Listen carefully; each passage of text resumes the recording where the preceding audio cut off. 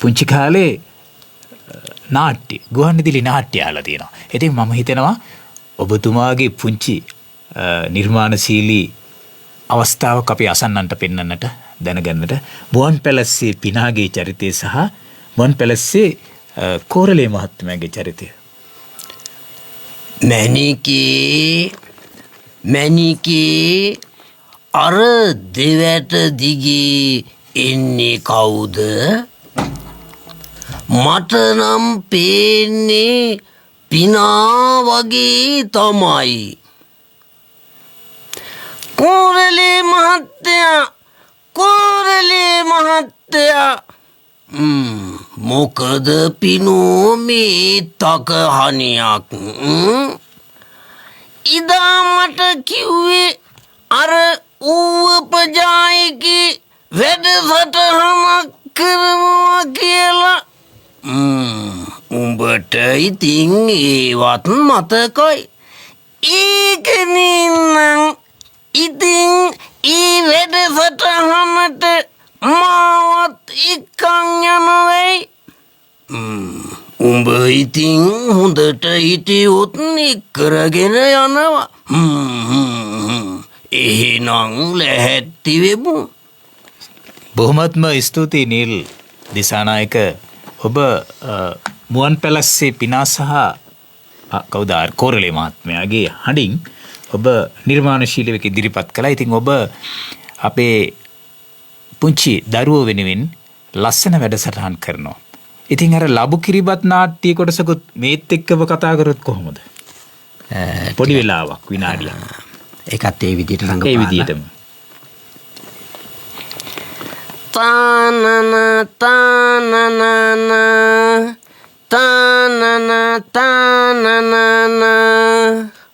අප්පෝ හරිම ලස්සන පරිසරයක්. හොඳට බලන්ටකෝ අවුව වැටිලා ගස්වල පාට වැටිලා ලස්සන තන පිට්ටනියක් තියෙන්නේ. සෙල්ලම් කරන්න පුළුවන් පෙරලි. අනේ මට හිතෙනවා චූට්ටක් දුయ్య ගත්තනම් හොඳයි කියලා.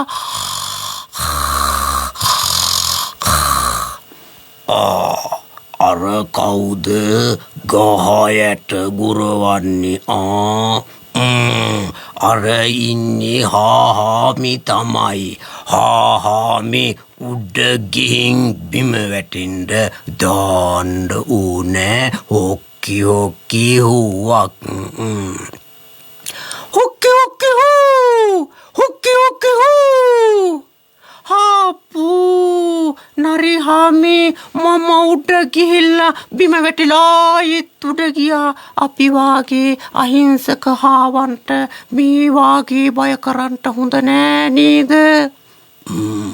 ඒක නෙවෙයි මේ හාහාමි මේ මම හාහාමි හාමල්ලියේ මම හම්බ වෙන්න හිටියේ.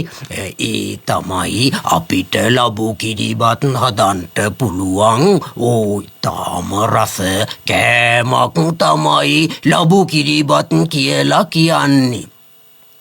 හානේ කියනකොටත් මගේ කටට කිලවුනනවා හාපෝ. ඉතින් නිකන් එහෙම බෑ. ලබු ඕනෑ, පොල් ඕනෑ, වලං ආතකින් වලං ඕනෑ. ඉස්සර විලාම ගිහිල්ලා අර හීනේ ඉන්නවා ඉලුහාමිගෙන් ලබු ගෙඩියක් අරන් එනවද? හාප්පෝ එළුහාමි මගේ පරණම යාළුවෙක්. මම ගිහිල්ලා ඉල්ලගෙන එන්නම් හාපේ ලබු කිරිබත් හාපෝ තානනා. හාපේ එළුහාමි බෑ කියන්නේ නැතුව මට උදව්වක් කරන්න ඕනෑ හාද? මම ඉතින් කවදද හාමිට බෑ කියලා කිව්වේ? කැමති දෙයක් ඉල්ලවොත් දෙන්න පුළුවන්. මට ඕනෑ ලබු ගෙඩියක් ලබු කිරිබත් කන්ට. හාපෝ හරිම රස ලබු කිරිබත් හදනවා. බෑ කියන්නේ නැතුව මට එහෙනම් මේ ලබු ගෙඩිය දෙනවද? හොඳයි එහෙනම් අරන් යන්නකෝ. බොහොමත්ම ඉතා අගනා විදියට ඔබ ඒ නාට්‍ය ඉදිරිපත් කර අපිට මන මේ කතාවක් මේ චිත්තරූප මැවුණා. ඉතින් අපේ චූටි දරුවන් වෙනුවෙන් අපේ නීල් මහත්මයා ඉදිරිපත් කරන කතා ශෛලිය ඒ වගේ මේ නාට්‍ය හරිම අගී. මොකද මේ එදා අද වගේ නාට්‍ය තිබෙන අද වගේ නාට්‍ය නෙමෙයි තිබේ ගුවන්විදුලි නාට්‍ය. ඉතින් රසවින්දා එක එක්කෙනා චිත්තරූපම වාගෙන මේ රස විඳීම එකින් එකිනාට වෙනස්. ඉතින් හරිම ආස්වාදයක් ලැබුවා. අපි මං හිතනවා ඉදිරියේදීත් ඒ වගේ දේවල් වලට ඔබ සම්බන්ධ කරගන්න පුළුවන් වෙයි. පාසල් වල පිරිවෙන් වල ඒ වගේම දහම් පාසල් වල දරුවෝ වෙනුවෙන් ඔබ වැඩසටහන් කරනවා. ඉතින් ලබ කිරිබත් නාට්‍ය කොටසක් ඔබ ඉදිරිපත් කරා. ඒ වගේම තමයි ඔබ ළමා ගී සහ ළමා කවි පිළිබඳ දක්ෂතාවයක් දක්වනවා. ඉතින් ළමා ගී සහ ළමා කවිවලදී ඔබතුමා ටිබෙට් ජාතිකයේස් මහින්ද හාමුදුරුවන්ගේ ශ්‍රී ලංකාවේ ජාතික හැඟීම දේශ ප්‍රේමය බෞද්ධ චින්තනය කවි තුලින් ප්‍රකාශ කරලා තියෙනවා. අපේ ටිබෙට් ජාතික මහින්ද හාමුදුරුවෝ ලංකා මාතා නිදහසේ දැහෙන ජාතියේ මහිමය නිදහස පිළිබඳ කවි ලිව්වා. ඉතින් ඔබතුමා තෝරගෙන තියෙනවා මං හිතන්නේ ටිබෙට් ජාතික මහින්ද හාමුදුරුවන්ගේ පද්‍ය එහෙම නැත්නම් කවි කීපයක්. මං හිතනවා ඒ ගැන ඔබට අවස්ථාව. ඇත්තටම ගාමිණී මහත්මයා ටිබෙට් ජාතික මහින්ද හාමුදුරුවෝ ටිබෙට් කියන්නේ අපේ රටේ හාමුදුරු කෙනෙක් නෙමෙයි. උන්වහන්සේ වෙනත් රටක ඉපදිලා අපේ රටට ඇවිල්ලා අපේ ජාතිය එක්සේසත් කරන්න, අපිට බස හදලා දෙන්න, අපිට නැන වඩලා දෙන්න, අපේ ජාතික හයිය පෙන්වන්න කවි ලියපු තාම දක්ෂ හාමුදුරු කෙනෙක්. ඉතින් උන්වහන්සේගේ කවි ගොඩක් තියෙනවා. ඒ කවි අතර මම තෝරගත්ත ජාතික තොටිල්ලේ කවි කීපයක්. මට හිතෙනවා මේ මට කවි කියන්න පුළුවන්. ඒ වුණාට මට වැඩිය ගීතයට ඔබතුමා දක්ෂයි. ඒක මම දන්නවා, සංගීත විශාරද කෙනෙක්. මට හිතෙනවා ඔබතුමාට මේ කවි දෙකක් කියන්න ආරාධනා කළොත් මම හිතන්නේ බාර ගනී කියලා. බොහොමත්ම ස්තුතියි. මේ කවි පන්තියේ තියෙනවා ලක්වැසියන් කරේ නැමී කවිය. මං හිතන්නේ මේක සුනිල් එදිරිසිංහයන් ගායනා කරලා ගීතයක තියෙනවා ඒ කවිය. ඒ තුනම මේකේ ඇති. මං ගායනා කරන ඔබතුමා මේකේ ඔව් මං කියන්නේ ලක්වැසියන් කෙරෙහි නැමී අරහත් මහ මිහිඳු හිමි පෙව්වේ උතුම් සදහම්මි පුත නුඹටත් පොවමි එමි. එතන මේ හරි රසවත් විදියට හාමුදුරුවෝ කියන්නේ ලක් වැසියන් කෙරෙහි නැමී කියලා කිව්වේ. එතකොට උන්වහන්සේ වෙන රටක ඉඳන් යාවේ. උන්වහන්සේ අපේ රට කෙරෙහි නැමිලා. ඒ වෙනුවෙන් තමයි උන්වහන්සේ යාවේ. ඒ ගෞරවයක් වශයෙන්. ඔව් එහෙම ඇවිල්ලා තමයි අරහත් මහා මිහිඳු හිමි. එතකොට උන්වහන්සේ ආවගින් පස්සේ එතකොට උන්වහන්සේ ආවේ ලක්වැසියන් කෙරෙහි නැමිලා පෙව්වේ උතුම් සදහම්මි. ඒ කියන්නේ මේ පොනවා කියලා කියන්නේ ගාමිණී මහත්තයා එසේ මෙසේ කාරණයක් නෙවෙයි. අපි දන්නවා ගුරුවරු හැටියට ශිෂ්‍යයන්ට උගන්වන්න ගියාම හරිම අමාරු. එතකොට කිරිපෝනවා වාගේ ඒක මහා ලොකු කාර්යයක්. ඉතින් ඒක කරා මේ වාමදුරු. ඉතින් පුත නුඹටත් පොවමි එමි. පොවමි ඒ සංස්කෘතිය ඊට පස්සේ ධර්මය නැමැති මී කියලා කියන්නේ රසම රස ආහාරයක් මීපැණි. ඉතින් ඒක පොවනවා කියලා තමයි කියන්නේ. ඒ කවියෙන් කියන්නේ. තමන් ලැබූ දිවි පෙවෙතේ කොටසක් රට සමය වෙතේ පුද නොකොලොත් උඹෙන් පුතේ මෙලොවට කිසි පළක් නැති. තාම රසවත් කවියක්. ඇත්තටම මේ කරන්නෙත් අපි ඒක. අපේ ජීවිතේ කොටසක් රට ජාති ආගම වෙනුවෙන් ඇත්තටම පුද කරන්නේ නැතිනම් ඒක මම හිතනවා මේ මිනිස්සුන්ගේ කුහකකමක් කියලා. ඒ නිසා දැන් අපි බොහොම දුර බැහැරේ ඉඳන් මේ ආවේ. මේ ගාමිණී මහත්තයා බොහෝ කාලයක් තිස්සේ කලාකරුවෝ විශේෂ හැකියාව තියෙන අය අරගෙන ඇවිල්ලා මේ අසන්නන්ට නරඹන්නන්ට ඒ වැඩසටහන් ලබලා දෙනවා. ඇත්තටම මේක විශාල පිරිසක් ලංකාව විතරක් නෙවෙයි. බොහෝ පිරිසක් අසනවා නරඹන. ඒ රට වෙනුවෙන් කරන කාර්යයක්. රට වෙනුවෙන් කරන කාර්යයක් කියලා තමයි හිතන්නේ. ඒ කරුණ මේ වෙලාවේ වෙනවා. ඒක තමයි අපේ නිල් මහත්මයා Taman ලැබූ දිවි පෙවිතේ තමාගේ ජීවිත කාලයේදී කොටසක් මේ රට ජාතිය සමය වෙනුවෙන් වැය කරන්න ඕන කියන එක අපේ මහින්ද හඳුරෝ සඳහන් කරනවා. පූජා නොකළොත් මේ ලෝකෙන් පළක් නැහැ කියන එක තමයි. එතන අර වචනේ පූජා කරනවා කියලා කියන්නේ. කරනවනේ පූජා කරනවා කියන්නේ බොහොම ශ්‍රද්ධාවෙන්ම. පරිත්‍යාග. ඔව් ඒකෙන් අපි බලාපොරොත්තු වෙන්නේ නැහනේ. පූජාව දෙආකාරයිනේ. ඒ කියන්නේ ඒකෙන් බලාපොරොත්තුවක් නැහැ. අපි මේකෙන් කිසි බලාපොරොත්තුවක් නැහැ. අපි මේක කැප කරනවා. එහෙම තමයි. තව එක කවියක් අපි තියෙනවා. ජාතිය රන් විමනක් වේ ආගම මිනි පහනක් වේ එය රැක ගන්නට මෙලොවේ සමත් පෙතොත් පුතනුබ වේ. තාම රසවත් තියෙන කවියක්. ජාතිය රන් විමනක් වේ. ඇත්තටම රන් විමන කියලා කියන්නේ විමන අහසෙනේ තියෙන්නේ. එතකොට අපේ ජාතිය රන් විමනක් වගේ. ඒක හැම වෙලාවෙම අපිට එළිය දෙනවා. සෙවන දෙනවා. පාට වටිනාකම් දෙනවා. එතකොට ජාතිය රන් විමනක්. ඒක ඒ තරම් වටිනා දේ අපි රකින්න ඕන. ආගම මිනි පහනක් වේ. එතකොට අපේ රටේ ආගම් කීපයක් තියෙනවනේ. ඒ හැම කෙනාගේම ආගම රකින්න ඕන කියන අර්ථය තමයි මෙතන කියන්නේ. ආලෝකයක් දෙනවා. ආගම මිනි පහනක්. මේක මිනි පහන. එතකොට ආගමට ජාතියට නැති පිරිසකුත් ඉන්නවනේ. එහෙමත් තියෙනවා. එතකොට එයා පුතා කියන්නේ පුතෙක් වෙන්නේ. හැබැයි මේකට කැප කළොත් තමයි එයා පුතා කියලා. ඒකට සමත් වෙන්න ඕනේ. ඒකට සමත් වෙන්න ඉගෙන ගන්න ඕනේ. බොහොමත්ම ස්තුතියි අපේ ළමයි. මේවා පිළිබඳව ඊතරම් ලොකු බලාපොරොත්තුවක් වටිනාකමක් මට තිබුණේ නැහැ. නමුත් පසු කාලීනව මේවා අධ්‍යයනය කරාගෙන පස්සේ මට ඒ ගැන ලොකු වටිනාකමක් ආවා. ඇත්තට මේ මන්ත්‍ර ශාස්ත්‍රය මට ලැබෙන්නේ පරම්පරාවෙන්. අපේ සීයලා මුත්තලා ඇත්තටම කිව්වොත් හත්මුතු පරම්පරාවම මන්ත්‍ර ශාස්ත්‍රය වෙද ශාස්ත්‍රය කළපු අය. ඉතින් මේ ඔය මන්ත්‍ර ශාස්ත්‍රය ලැබෙන්නෙත් ඒක ගෝලයකට විතරයි. ඒක හිතින් දෙන්න ඕනේ. ඒකට කියන අපි ගුරුවරන් කියලා. ගුරුවරම් කියලා. එතකොට එහෙම ගුරුවරම් අපි අසන්නන්ට දැනගන්නට අපිට මන්ත්‍රයක් අපිට ඒ කියන්නේ මේ භාවිතා කළ යුතු පුළුවන් දෙයක් අපිට. ඇත්තටම දැන් අපි පුංචි ළමයින්ගේ වැඩසටහන වෙනුවෙන් මුල් කාලේ කැප කරේ. ඒ නිසා මේ පුංචි අයට මතක හිටියේ. ඒක ලොකු පොඩි ભેදයක් නෑ. අධ්‍යාපනයේ සඳහා මන්ත්‍ර තියෙනවා. මතක සිටි. ඔව්. සරස්වති දෙවියන්ට කියන මන්ත්‍ර. අපි ඒක කියමු. ඔව්. එතකොට බොහොම පුංචි මන්ත්‍රයක් තියෙනවා. ඕම් සරස්වති නමః. ඕම් සරස්වති නමః. ඕම් සරස්වති නමః. එතකොට මේ ශබ්දය හරියට කරන්න ඕනේ.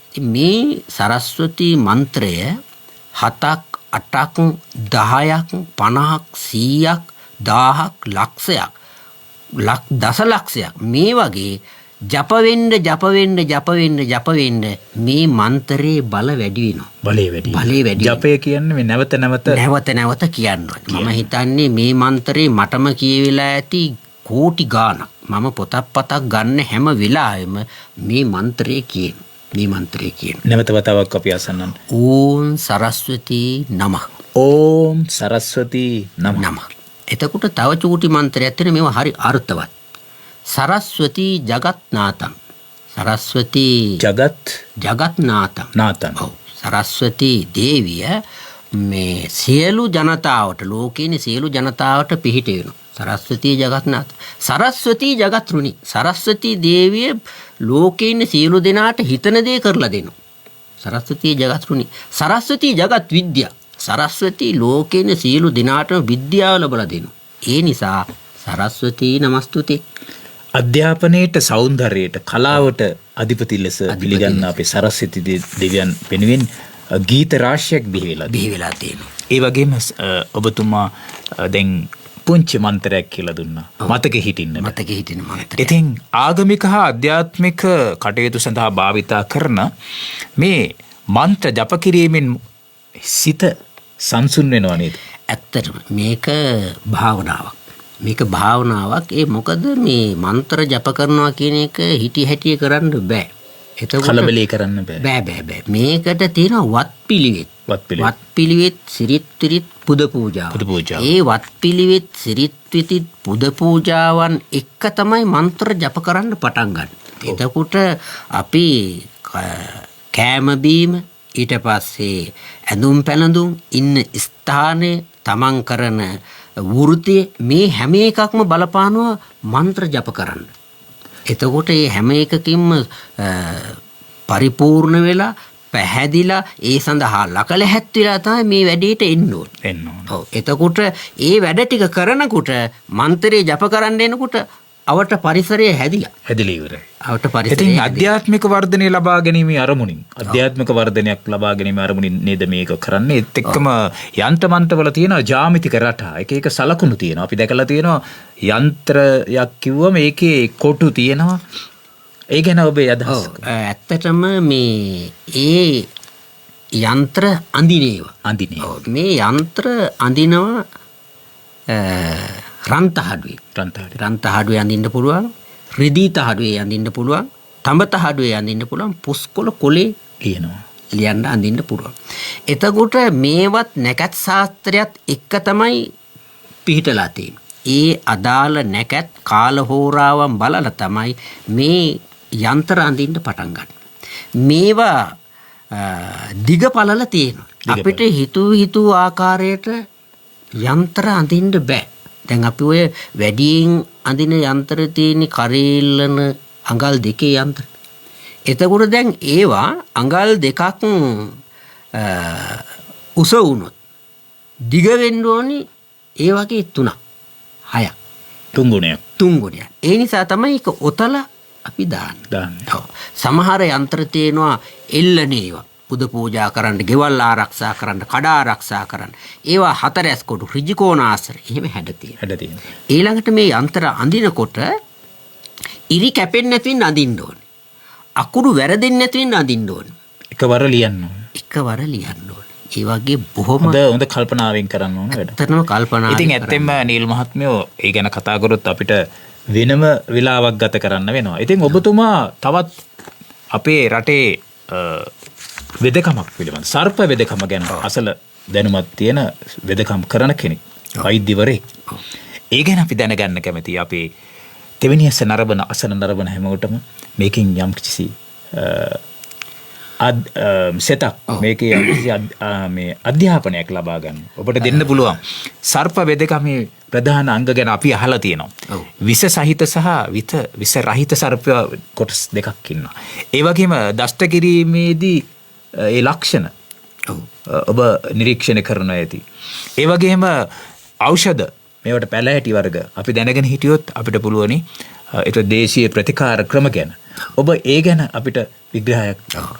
ඇත්තටම මම කියන්නේ බටහිර වෛද්‍ය ශාස්ත්‍රයට වඩා මගේ අත්දැකීමෙන් මම කියනවා පෙරදිග වෛද්‍ය ශාස්ත්‍රයේ සර්ප වේදකමට ඉතාම ගුණයි. ඒක මම අද්දුටුවයි ප්‍රත්‍යක්ෂයි. එකක් තමයි අපේ පරම්පරාවේ මේ වෙදකම ආවා. ඒ හැරෙන්න මම පුත්තලම ප්‍රදේශයේ සිසිර වෙද විදුහල කියන වෙද විදුහලෙන් මම පාඨමාලාවක් අධ්‍යයනය කළා. ඒ අධ්‍යයනය කළා මේක ඉගෙන ගත්තා. අර විශේෂත්වය තමයි පොත් ගොඩක් කියවන්නට ලැබුණා. ඒ ඇත්තටම මේක මහා විශ්වකර්ම වැඩක් මේ විසවේදකම කියලා කියන්නේ. සමහර අයට හිතා ගන්න බෑ ඇත්තටම මේක කොහොමද කියලා. මට හිතෙනවා මේ චුට්ටක් මේ වගේ කොහොමද තියෙන ශක්තිය ගැන කියන්න. ගාමිණී මහත්තයා මේ ශාස්ත්‍රයේ තියෙනවා සර්පේ කාලා ඇදුර ළඟට එනකොට ඇදුරට තියෙනවා දූත ලකුණු. එයා එන්නේ කොහොමද? එන විදිහ, කතා කරන වචන, බිම හාරලා කතා කරනවා. ඔළුව අතගාලා කතා කරනවා. බඩ අතගාලා කතා කරනවා.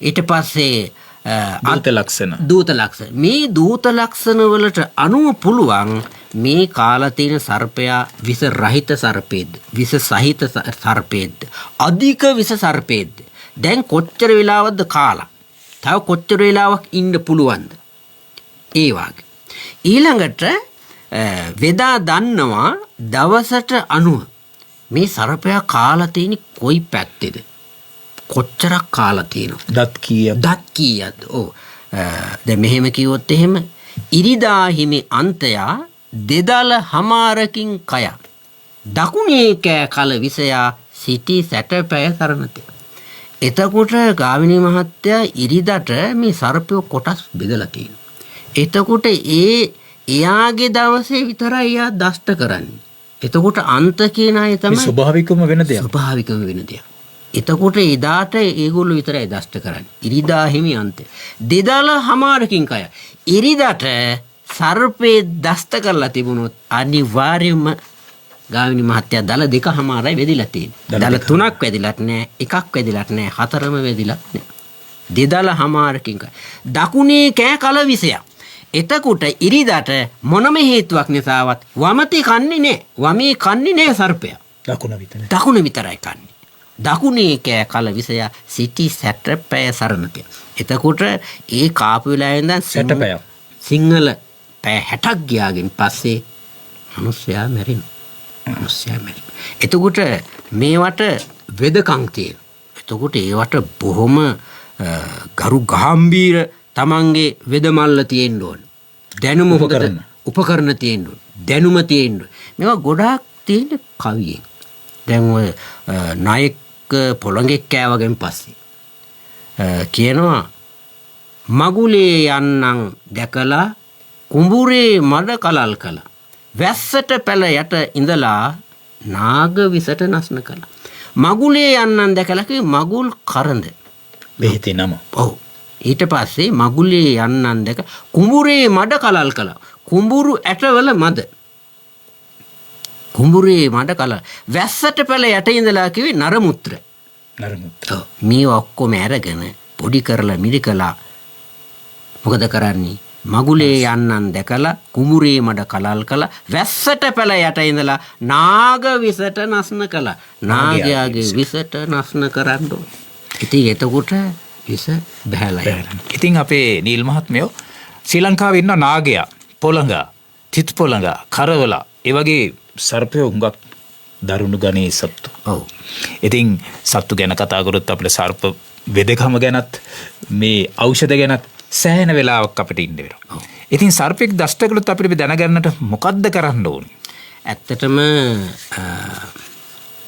පළවෙනි එක තමයි සර්පේ දෂ්ට කරපු වහම අපි ඒ දෂ්ට කරපු තැන හොඳට සබන් දාලා හොදන්න ඕනේ. ඊළඟට සබන් දාලා හොදන්න ඕනේ. ඊට පස්සේ පරිසරය එයාට හොඳට හුස්ම ගන්න පුළුවන් පරිසරයක එයා තියන්න ඕනේ. සංසුන්. ඊළඟට මෙයාගේ මනස වැටෙන්නේ නැති වෙන්න. දැන් සමහරු කියනවා අපේ නයික් කාලා තියෙන්නේ මේ පැත්තේ ලේ එනවා හාප්පෝ කියලා කෑ ගහනවා. බය කරනවා. බය වෙනවා. ඒ නිසා හැම වෙලාවෙම සර්පෙක් කාපු කෙනාගේ මූණ දිහා බලාගෙන කතා කරන්න හොඳ නැහැ. පැත්තකින් තමයි ඉන්න ඕනේ. එතකොට සර්පයෝ විනාශ කරන සත්තු ඉන්නවනේ.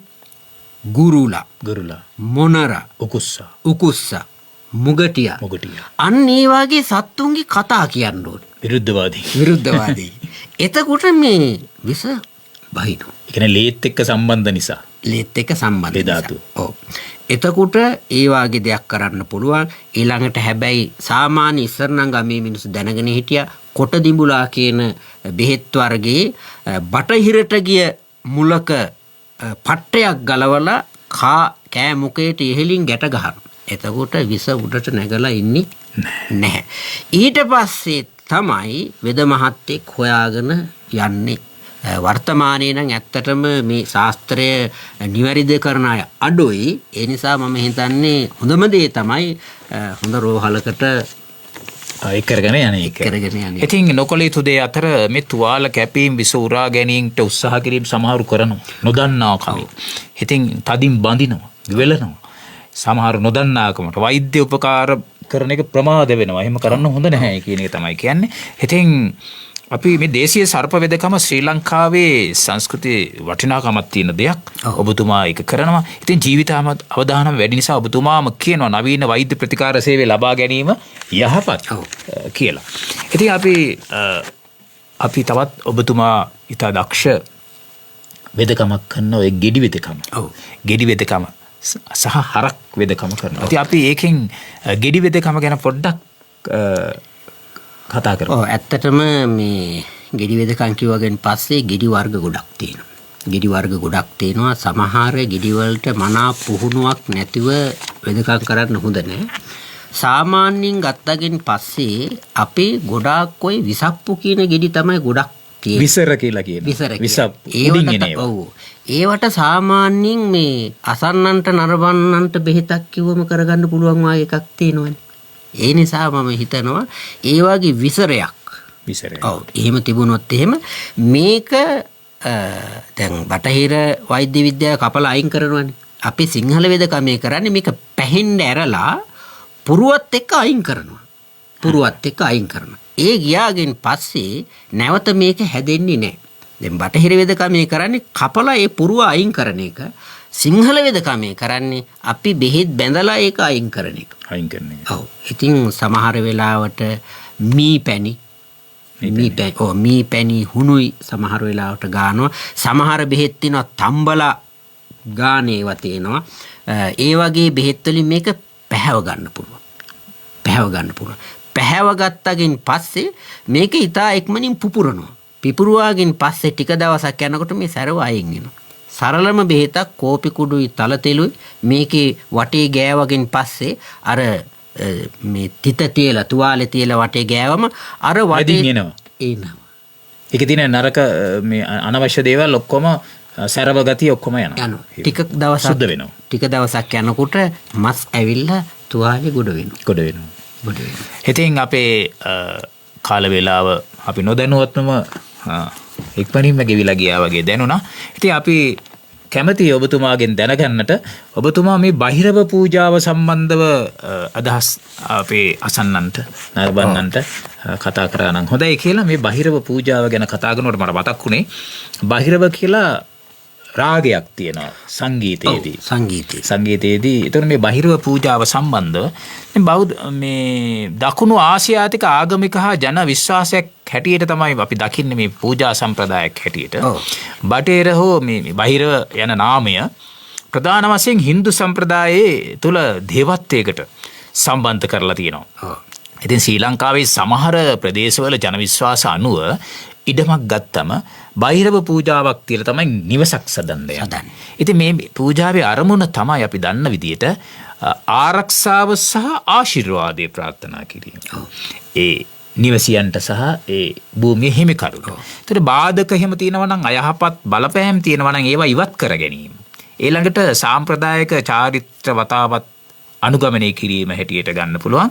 එතන මේ ප්‍රාදේශීය සංස්කෘතික උරුමයක් හැටියට මේක පවත්වාගෙන යන එකක් දැනට අපි ලංකාවේ තුල සිද්ධ වෙනවා. ඉතින් ඔබතුමාගේ අදහස් දැනගන්න අපි කැමති. මේ පිළිබඳ ඔබතුමා කොහොමද මේ ඇත්තටම බහිරව පූජා වර්ග කීපයක් තියෙනවා. බහිරවයා කියලා කියන්නේ යමකට අධිග්‍රහිත දෙවියා කියන අර්ථයෙන් තමයි මේකේ බහිරව දෙවියෝ කියලා තමයි කියන්නේ. බහිරව දෙවියෝ කියලා කියන්නේ. එතකොට මහින්ද මහත්මයා මේ දැන් අපිට ඇහැට පෙනෙන සහ නොපෙනෙන ලෝක දෙකක් තියෙනවා. එතකොට අපි ඉඩමක් ගත්තගෙන් පස්සේ ඊට පස්සේ අපි හිතමු නිවසක් හදනකොට මේ භූමිය අපට පමණක්ම අයිති කොටසක් නෙමෙයි. එතකොට අපට නොපෙනෙන අය මේ වගේ අයිතිකාරයෝ වශයෙන් ඉන්න පුළුවන්. එතකොට අපි මේ නිවසේ ජීවත් වෙන්න බලාපොරොත්තු වෙනවනේ සතුටින්. ඒ නිසා අපිට පෙනෙන නොපෙනෙන අයත් සතුටින් ඉන්නවා නම් හොඳයි. එතකොට ඒ අයත් අපිට උදව් කරනවනේ. දැන් මළගේ ඥාතීන් උදව් කරපු අවස්ථා අපි දන්නවා. දෙවි දේවතාවෝ උදව් කරන අවස්ථා අපි දන්නවා. ඒ වගේ මේ භූමියට අධිග්‍රහිත භෛරව දේවතාවොත් ඉන්නවා. අපේ වර්ණලිසෑය හදන්න කලින් වෙච්ච සිද්ධියත් ඒ වගේ. හරි. එතකොට ස්වර්ණමාලි චෛත්‍ය. ඒ වගේ දැන් මේ භූමියට අධිග්‍රහිත භෛරවීන්ට පුද පූජා පැවැත්වාගෙන් පස්සේ ඒගොල්ලෝ අපිට මේ භූමියේ අයිතිය ලබලා දෙනවා. ඊට පස්සේ විශේෂයෙන් මැණික් පතල් වාගේ කිරීමේදී අනිවාර්යෙන් බහිර පූජාවක් තියෙනවාමයි. ඒ මොකද මැණික් වලට අධිග්‍රහිත වෙනම භෛරවයෝ ඉන්නවා. ඒ කට්ටියට වෙනම පුද පූජාවන් තියෙනවා. ඊළඟට මේ අයට කෑම බීම එක විදිහකට දෙන්නේ. කෑම බීම. එතකොට ඒවා අනිවාර්යයෙන්ම දැන් කෑම දෙන්නේ නෙළුම් කොලේට. නෙළුම් කොලයක් නැත්තම් මේ භෛරව පූජාවේ වැදගත්කමක් නැහැ. ඊළඟට මේකට අනිවාර්යයෙන්ම තියෙන ඕනේ බෙහෙතක්. ඒවට පිදේනි කියලාද කියන්නේ? අපි ඇත්තටම පිදේනි කියලා කියන්නේ යක්ෂයන්ට දෙන්නේ. මේක කෙලින්ම පූජාව දානි කියලා කියන්නේ. අපි කිරිබතක් නේ හදන්නේ. දානයක් කියලා කියන්නේ. එතකොට අනිවාර්යයෙන් නෙළුම් මල් නෙළුම් කොළ තියෙනවා. මේකට අවශ්‍ය තව වටිනා බෙහෙත ත්‍රිලෝක විජය ත්‍රිලෝක පත්‍ර කියලා කියන්නේ කංසවලට. අනිවාර්යයෙන්ම කංස තියෙන්න ඕනේ මේ පූජාවට. එහෙම තමයි පැරණි කාලේ ඉඳන් පවත්වාගෙන ඇවිල්ලා තියෙන්නේ. ඉතින් මේගොල්ලන්ට පුද පූජා දීලා මේවා ගොඩාක් තියෙන්නේ සංස්කෘත භාෂාවේ. සංස්කෘත භාෂාව. එතකොට මේවා හරියට නිවැරදිව උච්චාරණය කරන්න ඕනේ. ඒගොල්ලෝ සතුටු වෙනවා. දැන් ගාමිණී මහත්තයා ඔබතුමාගේ නම පොඩ්ඩක් එහෙම වැරදිච්ච හැටි ඔබතුමාට නිකන් කේන්ති යනවා වාගේනේ. මගේ නම මේ වරද්දලා කිව්වා වාගේ. එතකොට මේ බහිරවීන්ගේ නමුත් හරියට කියන්න ඕනේ. එතකොට එයා සතුටු වෙනවා. දැන් මගේ නම වරද්දලා කියනකොට මට පොඩ්ඩක් නිකන් හරි නෑ වාගේ වෙනවනේ. ඒ වගේ මේගොල්ලන්ගේ ඒ පුද පූජාවන් ඒවා හරියට කරන්න ඕනේ. එතකොට තමයි ඒවා හරියට වෙන්නේ. ඒ නිසා ගොඩක් සංස්කෘත මිශ්‍ර භාෂාවක් තමයි මේකේ තියෙන්නේ. මේ බලන්න ඕම් බූර්වක් සක් ඕම් පූර්වාදීපති භෛරවාය ඒස සදික ගෘත භක්ත බලීර් නමක්. යාට පූර්ව දිසාවෙන් එන භෛරවීන්ට ඒ විදිහට තමයි පූර්ව දිසාවෙන් අයට. ඉතින් ඒ වගේ වයඹ දිසාවෙන් එන අයට දිසාවලට එන අයට අන්න හරි. එහෙම තියෙනවා. ඉතින් ඔය අපිට අපි කතා කරේ බහිරව පූජාව සම්බන්ධ. ඉතින් කාල වේලාව අවසන් වෙන නිසා අපි කැමති ඔබතුමාගේ තව එක කාරණයක් දෙකක් දැනගන්නට මේ දේවදානයේ සම්බන්ධව. දේවදාන සම්බන්ධ ඇත්තටම බොහොම හොඳ දෙයක් ඒක. ඒ කියන්නේ දානය කියලා කියන එක කාට දුන්නත් වටිනවනේ. වටිනවා. ඔව්. එතකොට අපේ සිරිත් විරිත් පැරණන්ගේ සිරිත් විරිත් තිබුණා. අපි කුඹුරු ගොවිතැන් කරලා එහෙම නැත්නම් එළවලු වගාව කරලා එහෙම නැත්නම් අපේ වෙනත් වැදගත් කටයුත්තක් කරලා අවසානයේදී දෙවියන්ටත් යම් කොටසක් දෙනවා. ඒවා අර බුදුහාමුදුරුවෝ දේශනා කරලා තියෙනවනේ දේව බලි කියලා. දෙවියන්ට කොටසක් දෙන්න ඕනේ. ඇත්තටම දෙවියන්ට පුද පූජා තිබ්බගෙන් පස්සේ අපිට ලැබෙනවා කියන විශ්වාසය තියෙන ඇත්තට මේ මනසත් එක්ක වෙන ක්‍රියාකාරීත්වයක්.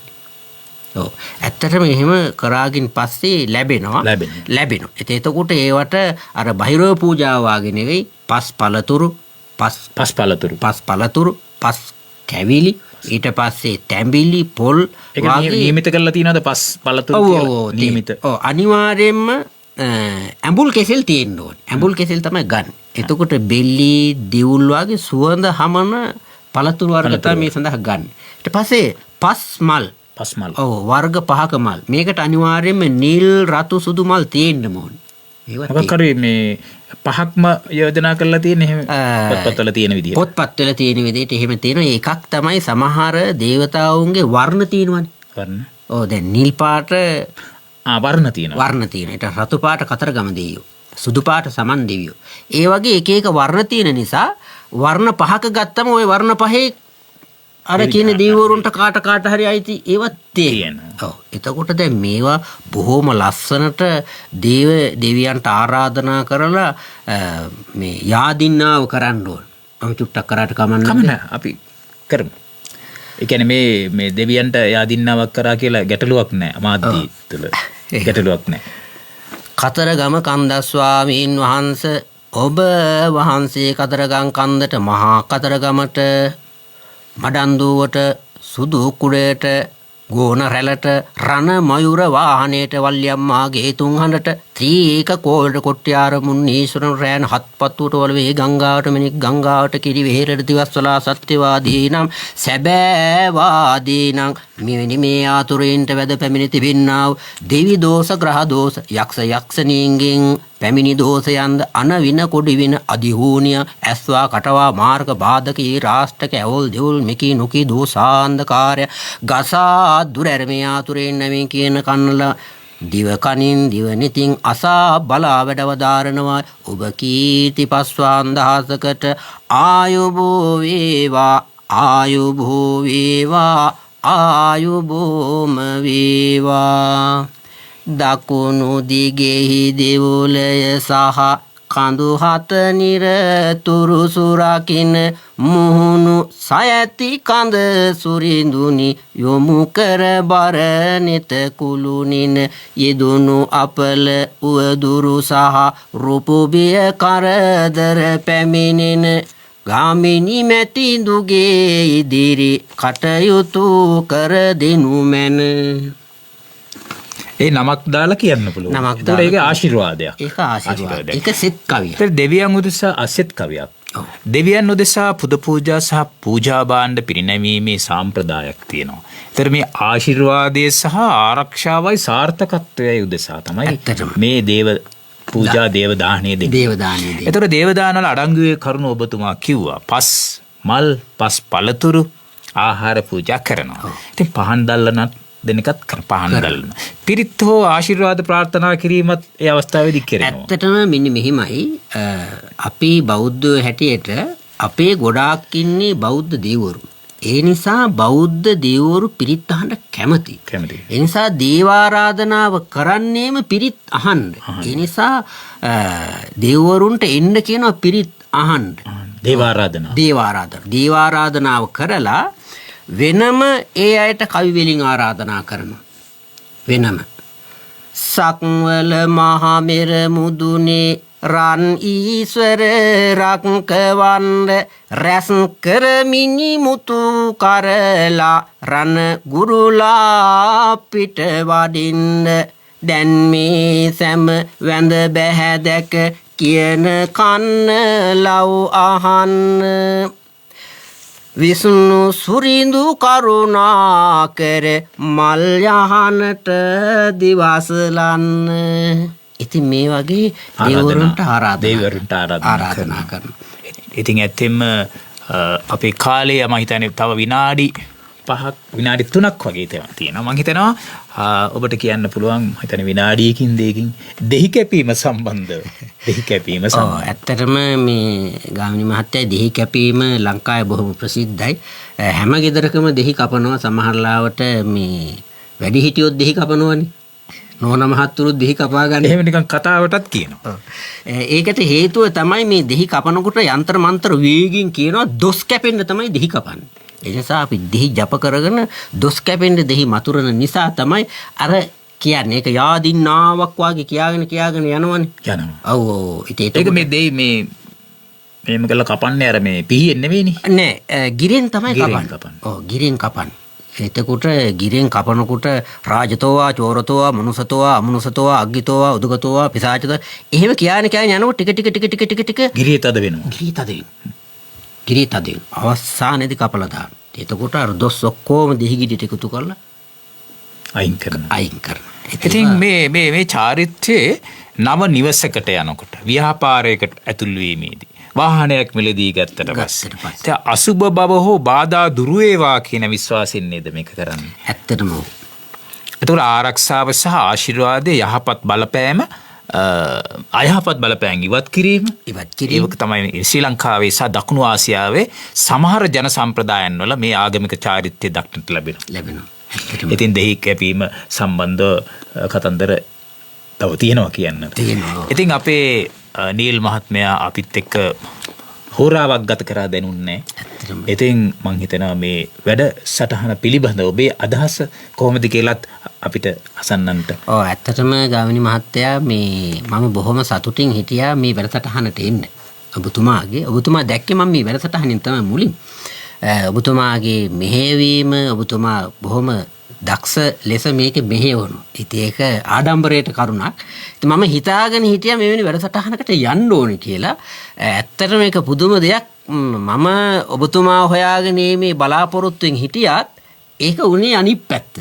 ඉතින් ඒ නිසා ඇත්තටම බොහොම සතුටක් ඔබතුමා මෙතෙන්ට සුවිශේෂී පුද්ගලයෝ අරගෙන එනවා නරඹන්නන්ට සහ අසන්නන්ට දැනුම ලබලා දෙන්න, සතුට ලබලා දෙන්න, ඊට පස්සේ ඥානෙ ලබලා දෙන්න, සිත සාන්තිය ලබලා දෙන්න.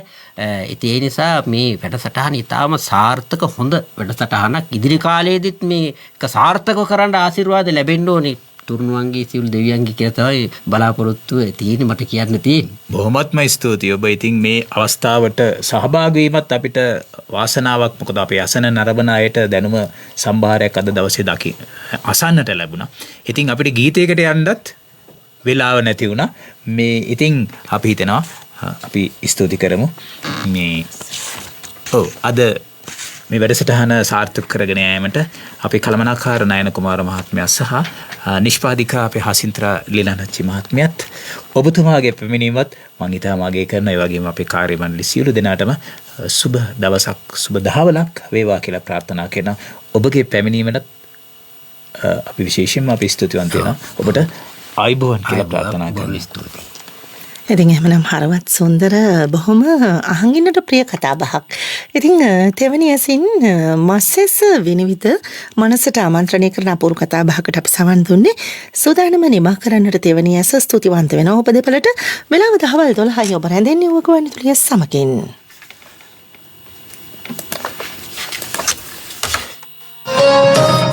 තෙවැනි ඇස මස්සෙස් විනිවිද මනස වෙත ඇතින සාර ස්වභාවිත රසෝඝය තෙවැනි ඇස ලියන ගයන කියන වයන ඔබට විවර වෙන ගුවන් විදුලි වේදිකාව.